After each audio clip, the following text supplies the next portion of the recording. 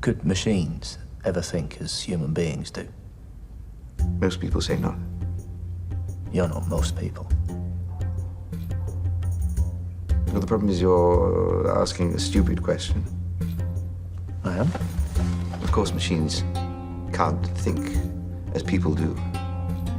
The machine is different from a person. Hence, they think differently.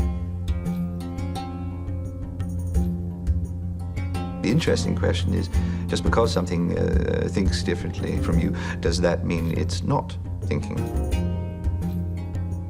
No, we allow for humans to have such divergences from one another.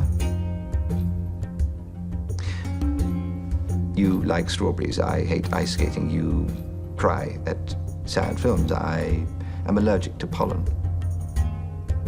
What is the point of different tastes, different preferences, if not to say that our brains work differently, that we think differently? And if we could say that about one another, then why can't we say the same thing for brains built of copper and wire, steel?